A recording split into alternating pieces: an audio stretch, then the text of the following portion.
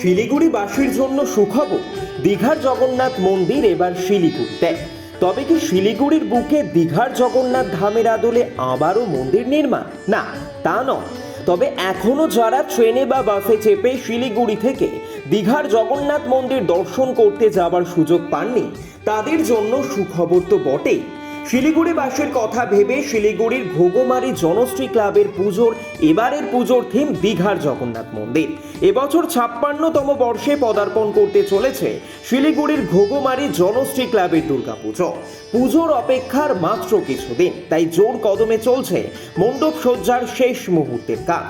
অন্তত 3 থেকে 4 মাস ধরে চলছে মণ্ডপ তৈরির কাজ। পুজো উদ্যোক্তারা জানান, দিনরাত এক করে কাজ চলছে।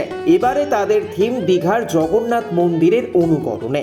অন্তত 25 থেকে 30 লক্ষ টাকা বাজেট রয়েছে এবার তাদের পুজোয়। পুজোর দিনগুলিতে থাকবে বিভিন্ন ধরনের সামাজিক কর্মসূচিও। 21 তারিখ দিদি আমাদের ভার্চুয়ালি উদ্বোধন করবে। রাজ্যের মাননীয় মুখ্যমন্ত্রী আমাদের এই মণ্ডপ উদ্বোধন করবে। আচ্ছা, দীঘার অনুকরণে কি এই মন্দির করা? একদম পুরো দীঘার অনুকরণ এবং দীঘার সমস্ত নিয়মকানুনগুলোই এখানে আমরা করব।